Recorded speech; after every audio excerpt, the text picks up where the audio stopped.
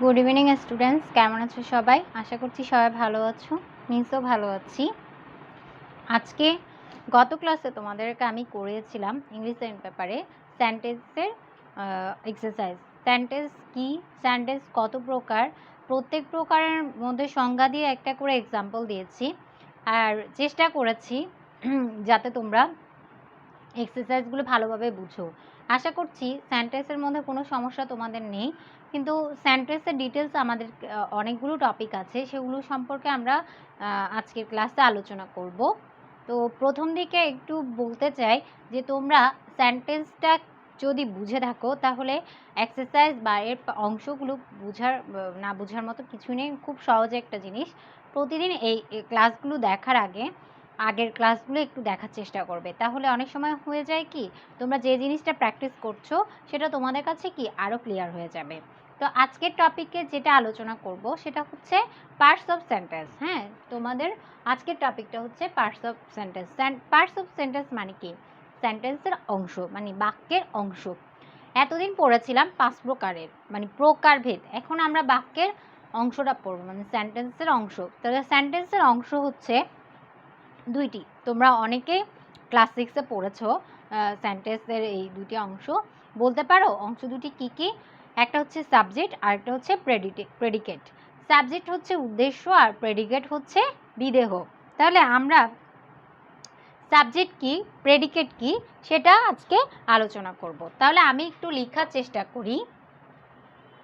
একটু দেখো, সেন্টেন্সের দুটি অংশের মধ্যে একটা হচ্ছে সাবজেক্ট, দুই হচ্ছে প্রেডিকেট। সাবজেক্টের নাম হচ্ছে উদ্দেশ্য, দুই হচ্ছে প্রেডিকেট বিধেয়। তা বাংলা বলছি উদ্দেশ্য আর বিধেয়। তাহলে সাবজেক্ট কি, প্রেডিকেট কি, আগে সংজ্ঞা পড়ব, তারপর আমরা এক্সাম্পল দিয়ে আজকে এগুলো একটু প্র্যাকটিস করব। আশা করছি এগুলো একটু খাতায় নোট করে ফেলো, তাহলে পড়ার সময় তোমাদের কাছে ইজি হয়ে যাবে। ঠিক আছে? দেখো এখানে সাবজেক্ট কাকে বলে? কোনো সেন্টেন্সে যাকে বলতে মানে কাকে কাকে বোঝাচ্ছে? ব্যক্তি, বস্তু, প্রাণী, তিনটা জিনিসকে বোঝাচ্ছে। এদেরকে উদ্দেশ্য করে যাকে বলবে তাকে বলা হয় সাবজেক্ট। তাহলে আবার বলছি, কোনো সেন্টেন্সে যাকে ব্যক্তি, বস্তু, প্রাণী উদ্দেশ্য করে বলা হলে তাকে বলা হয় কি? সাবজেক্ট। মানে সাবজেক্টের বাংলা হচ্ছে উদ্দেশ্য। তাহলে একটু লিখো, তারপর আমরা এক্সাম্পলগুলো প্র্যাকটিস করব। যেমন আমি এখানে যদি বলি দ্য কাউ ইজ এ, আচ্ছা আমি সাবজেক্ট আর প্রেডিকেটের আনসারগুলো এক্সাম্পলগুলো একটু পরে দিচ্ছি, এটা একটু তুলে নাও। আবার দেখো, প্রেডিকেট কাকে বলে? সাবজেক্ট সম্পর্কে যা কিছু বলা হয় তাকে বলা হয় প্রেডিকেট। সাবজেক্টকে সম্পর্কে যা কিছু বলা হবে সেটাকে বলছি কি? প্রেডিকেট। ওকে, তাহলে দুইটা জিনিসই ভিন্নভাবে বলছে। এক হচ্ছে সাবজেক্টটা হচ্ছে, একটু রিপিট করি, কোনো সেন্টেন্সে যাকে মানে ব্যক্তি, বস্তু, প্রাণী উদ্দেশ্য করে যাকে বলা হবে তাকে বলা হয় কি? সাবজেক্ট। আর সাবজেক্ট সম্পর্কে যা কিছু বলা হচ্ছে তাকে বলা হচ্ছে প্রেডিকেট, বা বাংলায় বলে বিধেয়। ঠিক আছে, এটা একটু তুলে নাও। একটা এক্সাম্পল দেখো, বার্ডস ফ্লাই, পাখিরা উড়ে। তাহলে পাখিরা উড়ে অবশ্যই প্রাণীবাচক বলছে। আমরা প্রাণীটা যেখানে টপিককে বলেছি যে ব্যক্তি, বস্তু, প্রাণী উদ্দেশ্য করে যাকে বলা হবে তাকে বলা হয় সাবজেক্ট। তাহলে আমার বার্ডসটা হচ্ছে এখানে কি? সাবজেক্ট। আর বাকি যেটা উদ্দেশ্য করে বলা হচ্ছে সেটা হচ্ছে কি? প্রেডিকেট। ওকে, তারপর আরেকটা এক্সাম্পল দিতে পারি, the cow is a useful animal. সেখানে দেখতে পারো এখানের মধ্যে দ্য কাউটা অবশ্যই কি? সাবজেক্ট। দ্য কাউ হচ্ছে সাবজেক্ট, বাকি ইজ এ ইউজফুল অ্যানিম্যাল হচ্ছে কি? প্রেডিকেট। তাহলে এখানে ব্যক্তি, বস্তু বা প্রাণীকে উদ্দেশ্য করে প্রথম দিকে যেটাকে বলা হচ্ছে সেটাকে আমরা কি বলছি? সাবজেক্ট বলছি। সেটাকে আমরা কি বলছি? সাবজেক্ট। আর বাকি যেটাকে উদ্দেশ্য করে বলা হয় তাকে বলা হয় কি? প্রেডিকেট। ক্লিয়ার? তাহলে আমরা এখানের মধ্যে দুইটা অংশ জানতে পেরেছি। এখন আমি আজকে যে সাবজেক্ট প্রেডিকেটটা আমরা করেছি সেখানের মধ্যে আমি আরেকবার একটু রিপিট করে দিই। সেন্টেন্সের হচ্ছে দুটি অংশ, একটা হচ্ছে সাবজেক্ট, দুই হচ্ছে প্রেডিকেট। সাবজেক্ট কাকে বলা হয়? কোনো সেন্টেন্সে যাকে মানে ব্যক্তি, বস্তু, প্রাণী এই তিনটিকে উদ্দেশ্য করে কিছু বলা হয় তাকে বলা হয় সাবজেক্ট। আর প্রেডিকেট হচ্ছে উদ্দেশ্য, মানে সাবজেক্টকে নির্দেশনা করে যেটাকে বলা হবে সেটাকে বলা হচ্ছে কি প্রেডিকেট। মানে সাবজেক্টকে আমি উদ্দেশ্য করে যেটা বলবো সেটা হচ্ছে প্রেডিকেট। তাহলে বুঝতে পারছো যে আমাদের এক্সাম্পলগুলো এরকমই হবে। তাহলে আশা করছি এটা তোমাদের কাছে ক্লিয়ার। তো এটা খাতায় তোমরা লিখে নিয়েছো। এবার আমি চলে যাব মানে আজকের কিছু এক্সাম্পলে। আমরা প্র্যাকটিস করব সাবজেক্ট প্রেডিকেট। ওকে, তাহলে আসো, খাতা সবাই খুলেছো আশা করছি। আমি এখন লিখব। এখানে একটু দেখার চেষ্টা করো। Come to my house at 5 PM। আমার বাসায় আসো কয়টা বাজে? 5টা বাজে। এখানে আমার কাম হচ্ছে ভার্ব। এখানের মধ্যে কোনো ব্যক্তি, বস্তু বা প্রাণীকে উদ্দেশ্য করে বলতে পারছে না, তাহলে আমার পুরোটাই যাবে মাই হাউস, অবশ্যই একটা বস্তু, আমার ঘর, তাহলে একটু হবে কি সাবজেক্ট, আর বাকিটা হবে কি প্রেডিকেট। তোমরা এগুলো আন্ডারলাইন করে নিচেই লিখবে আমি যেভাবে লিখছি। তাহলে আমার কাম টু মাই হাউস একটু পয়েন্ট পর্যন্ত হচ্ছে সাবজেক্ট, বাকিটা অ্যাট 5 PM হচ্ছে কি প্রেডিকেট। তাহলে একটু বুঝতে পেরেছো? প্রশ্নটা একটু দেখো আবার, নিচের সেন্টেন্সগুলোতে সাবজেক্ট এবং প্রেডিকেট নির্ণয় করো। আমি একটা এক্সাম্পল দিয়ে সাবজেক্ট প্রেডিকেট আলাদা করে নির্ণয় করেছি। তারপর আমি প্রশ্ন মুছে দিচ্ছি, বি নাম্বারে চলে যাচ্ছি। আমার লেখা যেহেতু জায়গা নেই তাই আমি এটা বাকিটা তোমাদেরকে মুছে দিয়ে উপরে লেখার চেষ্টা করছি। আশা করছি তখন প্রশ্নটা তোমরা লিখেছো। কোনো কারণে যদি লিখতে না পারো পজ করে করে দেখার সময় স্ক্রিনশট নিয়ে ফেলবে। তাহলে স্ক্রিনশটগুলো মোবাইলে সেভ থাকলে তোমাদের জন্য ভিডিও ক্লাসগুলো দেখা কোনো ব্যাপার না। তারপর বিতে আসো। বিতে দেখো, Dhaka is a big city. Dhaka is a big city. Dhaka is a big city. তাহলে এখানের মধ্যে দেখো ঢাকা একটা জায়গার নাম, তাহলে অবশ্যই এটা কি হবে সাবজেক্ট হবে। এটা কি হবে subject. Is a big city এটা কি হবে প্রেডিকেট। ওকে, তাহলে Dhaka is a big city, এখানের মধ্যে ঢাকাটাকে নির্দেশনা করে বাকিটা কি হচ্ছে প্রেডিকেট হচ্ছে। তারপর হচ্ছে they are making noise. They are making noise, তারা গোলমাল করছে। তাহলে দে তারা এখানে কি নির্দেশনা করছে সাবজেক্ট, আর মেকিং নয়েজ পুরাটাই কি প্রেডিকেট। তাহলে একদম সোজা না? তাহলে এক্সাম্পলগুলো দিয়ে আমরা বুঝতে পারছি সাবজেক্ট কোনটা প্রেডিকেট কোনটা। তাহলে আবার বলছি, দেখো Dhaka is a big city, ঢাকাটাই একটা নির্দিষ্ট জায়গার নাম বলছে, তাই ঢাকাটা কি হয়েছে সাবজেক্ট হয়েছে। আর বাকিটা যেটা উদ্দেশ্য করে বলছে তাহলে সেটা কি predicate. They are making noise, এটা কি তারা, তারা নির্দেশনার মধ্যে এটা কি সাবজেক্ট, বাকি যেটা আছে সেটা কি প্রেডিকেট। তাহলে সি পর্যন্ত আশা করছি সবার লেখা শেষ। তারপর ডিতে চলে যাই। ডি নাম্বার দেখো, ডি নাম্বার প্রশ্নে আছে Abid and Azad. Abid and Azad are playing. Sir আমি একটু জায়গা রাখি যেহেতু বানানগুলো লিখতে হচ্ছে। আবিদ অ্যান্ড আজাদ দুইজনের নাম ব্যক্তিবাচক, তাহলে আবিদ অ্যান্ড আজাদ পুরাটাই হবে কি সাবজেক্ট, আর প্লেয়িং দিয়ে পুরাটাই হচ্ছে কি প্রেডিকেট। আমি বুঝাতে পারছি?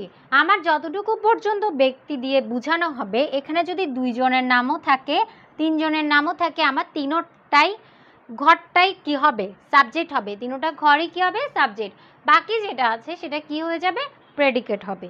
ওকে, তারপর আশা করছি এটা ক্লিয়ার হয়েছে। তারপর দিচ্ছি ই নাম্বার। ই নাম্বার দেখো, ই নাম্বারে আছে the dog is a domestic animal. আমরা যেটা দ্য কাউ দিয়ে পড়েছি এখন আসছে the dog. The dog is a domestic animal. তাহলে এখানে দ্য ডগটা কি সাবজেক্ট। একটু সংক্ষেপে লিখি, সাবজেক্ট পুরোটা না লিখো, এখানে পুরোটা দিয়ে কি লিখতে পারি প্রেডিকেট। SUB দিয়ে কি বুঝায় সাবজেক্টই বুঝাচ্ছে, ঠিক আছে। আর এটা হচ্ছে F নাম্বার। F নাম্বারে কি আছে দেখো, I meet him in the market. I meet him in the market. আইটা হচ্ছে কি সাবজেক্ট, আইটা দিয়ে কি বুঝাচ্ছে subject. Meet him in the market হচ্ছে প্রেডিকেট। পুরাটা দিয়ে কি বোঝাচ্ছে? প্রেডিকেট। আশা করছি তোমরা দেখতে পাচ্ছ। তোমাদের খাতার মধ্যে জায়গা যেহেতু বড় আছে, তোমরা সেটা ফিল আপ করে লিখতে পারো। আবার বলছে আই দিয়ে কি বোঝাচ্ছে? সাবজেক্ট। আর meet him in the market হচ্ছে কি? প্রেডিকেট। একটু লিখে নাও।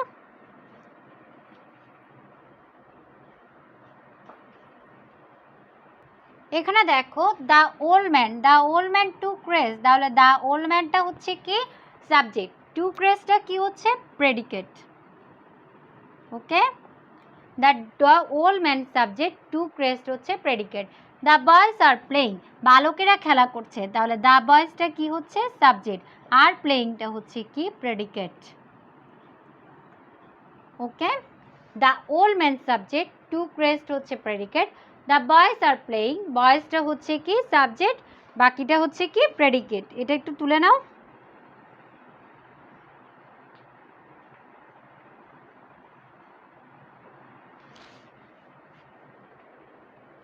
তারপর দেখো we shall go to your home, we কি? সাবজেক্ট, বাকি shall go to your home হচ্ছে প্রেডিকেট। উই হচ্ছে সাবজেক্ট, আমরা দিয়ে বুঝাচ্ছে। তারপর হচ্ছে কি? Shall go to your home হচ্ছে প্রেডিকেট। শি সিংস ওয়েল, তাহলে শি হচ্ছে সাবজেক্ট, সিংস ওয়েল হচ্ছে প্রেডিকেট। ওকে, তাহলে আমরা এই 10টা প্র্যাকটিস করেছি কি কিভাবে সাবজেক্ট এবং প্রেডিকেট নির্ণয় করা যায়। তারপর কিছু এক্সাম্পল দিয়ে আমরা মানে ক্লু দিয়ে সাবজেক্ট প্রেডিকেট নির্ণয় করব। আশা করি এই এক্সারসাইজটা তোমাদের হয়ে গেছে। এবার আমি পরেরটাতে চলে যাচ্ছি। দেখো আমাদের 2 নম্বর এক্সারসাইজটা কি? উপযুক্ত শব্দ বসিয়ে সাবজেক্ট এনে সেন্টেন্স পূরণ করো। আমার মানে শূন্যস্থান পূরণ দেওয়া হয়েছে। আমি এখানে দেখো কি করেছি, প্রথমটা জায়গাটা আমার খালি, ফিল ইন দ্য গ্যাপসে, পরেরটা কিন্তু প্রেডিকেট দেওয়া আছে। তো এখন আমাকে সাবজেক্ট ফিল আপ করতে হবে। এখানে দেখো ড্যাশ টিচেস আস ইংলিশ। হ্যাঁ, এখানে কি হতে পারে বলো তো? মানে teacher teaches us English, but teaches কেউ আমাকে ইংলিশে শিক্ষাদান করে, তাহলে ইংরেজিতে কোনো টিচারের নাম হতে পারে। তাহলে তোমরা সেখানে আমার নামও লিখতে পারো, বা আমি এখানে একটা নাম দিলাম mister Azad. Mister Azad teaches us English, mister Azad আমাদেরকে ইংলিশ পড়ান, ঠিক আছে, বা ইংলিশ শিখান। তাহলে বুঝতে পারছো এখানে কোনো নাম হবে, ব্যক্তির নাম এনেছি। Dash likes an honest man, মানে সৎ মানুষকে পছন্দ করে। কারা পছন্দ করে? সবাই পছন্দ করে। তাহলে everybody likes an honest man. Okay, তাহলে সবাই সৎ মানুষকে পছন্দ করে। আমি এভরিবডি দিয়ে সাবজেক্ট এনে এটাকে ফিল আপ করেছি। তাহলে আশা করছি বুঝতে পারছো যে আমাকে মিনিংটা যদি আমি বুঝতে পারি তাহলে আমার সাবজেক্ট বসানো কি কোনো কষ্ট না, ঠিক আছে। তাহলে আশা করছি একটুক তোমাদের লেখা শেষ, মুছে দিচ্ছি। তারপর আমরা সি নাম্বারে করি। সি নাম্বারের এক্সাম্পল হচ্ছে দেখো dash rises in the east, dash rises in the east. ডিতে আছে dash gives us milk, dash gives us milk. ইতে আছে dash is on the table, dash is on the table. তাহলে এই তিনটা বলো তো কি হতে পারে? Dash rises in the east, dash পূর্ব দিকে উঠে। কে উঠে? জানি আমরা, সূর্য পূর্ব দিকে ওঠে। তাহলে কি হবে? The sun, the sun rises in the east. তারপর দেখো ড্যাশ গিভস আস মিল্ক, কে আমাদেরকে দুধ দেয়? দ্য কাউ, বা cow gives us milk, cow gives us milk. Dash is on the table, কি টেবিলের উপরে থাকে? বই। তাহলে কি হবে? The book is on the table. তাহলে খুবই ইজি যে বাংলাটা করে, আসলে বাংলাটা বুঝলে এখানে সাবজেক্ট বসানো কোনো ব্যাপার নয়। Dash rises in the east কি হবে? The sun rises in the east. Dash gives us milk, cow gives us milk. Dash is on the table, the book is on the table. একটু তুলে নাও। আর 3টা example আমরা করে practice করব। আশা করছি এটা তোলা শেষ, মুছে দিলাম। তারপর আসো 1 নম্বরে কি F নাম্বারে আছে dash is a nice flower, dash is a nice flower. G নাম্বারে আছে dash is valuable, dash is valuable. H নাম্বারে হচ্ছে ড্যাশ মেক্স নেস্ট।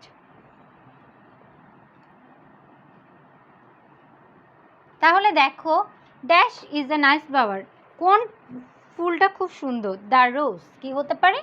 গোলাপ একটি সুন্দর ফুল। The rose is a nice flower. Dash is valuable, কি ভ্যালুয়েবল মানে কি দামি? গোল্ড, স্বর্ণ কি দামি, তাহলে এখানে কি হতে পারে? Gold is valuable. তারপর ড্যাশ মেক্স নেস্ট, কে বাসা তৈরি করে, কে পাখির বাসা তৈরি করে? বার্ডস। বার্ডস কি মেক্স নেস্ট। তাহলে বুঝতে পারছো, প্রথমটা আমি আবার রিভিউ করি। এখানে বলা হচ্ছে dash is a nice flower, ফুলের কথা বলেছে, তাহলে কোন ফুল সুন্দর? গোলাপ ফুল সুন্দর, তাহলে the rose is a nice flower. Dash is valuable, কি দামি? স্বর্ণ দামি, স্বর্ণের ইংলিশ হচ্ছে gold, gold is valuable. Dash makes nest, কি কে পাখির বাসা তৈরি করতে পারে? বার্ডস, পাখিরাই পাখির বাসা তৈরি করতে পারে। ঠিক আছে, নেক্সট হচ্ছে কি? পাখির বাসা। মেক্স হচ্ছে তৈরি করা। তাহলে এটুক তোমাদের লেখা হয়েছে।